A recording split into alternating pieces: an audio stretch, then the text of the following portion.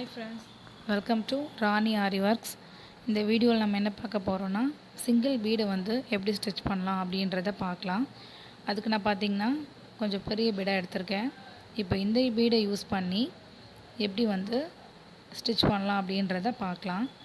இப்போ வந்து நான் நீடில் பஞ்ச் பண்ணி த்ரெட்டை வெளியில் எடுத்துட்டு அந்த ஒரு பீடை எடுத்து அதில் போட்டு ஸ்டிச் பண்ணி பெரிய செயினாக எடுக்கிறேன். இப்போது இந்த த்ரெட்டை வந்து பீட் மேலே போட்டுக்கோங்க. இந்த நீடில் வச்சு அழுத்தி பிடிச்சிங்கன்னா கீழே இருக்க நூலை இழுக்கணும். இழுத்திங்கன்னா நல்லா லாக் ஆகிடும். திரும்பவும் பண்ணி காட்டுறேன் பாருங்கள். த்ரெட்டை எடுத்துகிட்டு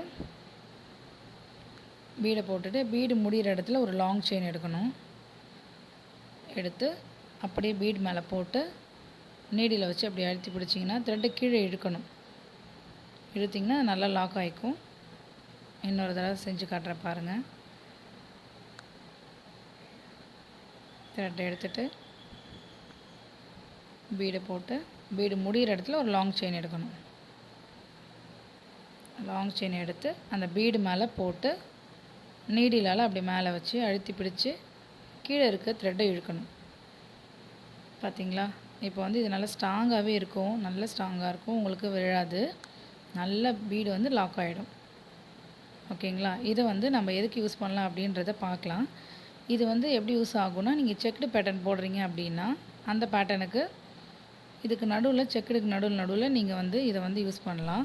இப்போ பாருங்கள், இந்த மாதிரி நான் யூஸ் பண்ணி காமிச்சிருக்கேன். இதே மாதிரி செக்குடு பேட்டர்ன் யூஸ் பண்ணும்போது நடுவில் வந்து சின்ன சின்னதாக ஒரு பீடை வந்து கொடுத்திங்கன்னா ரொம்பவே உங்கள் ஒர்க் பார்க்குறதுக்கு அழகாக இருக்கும்.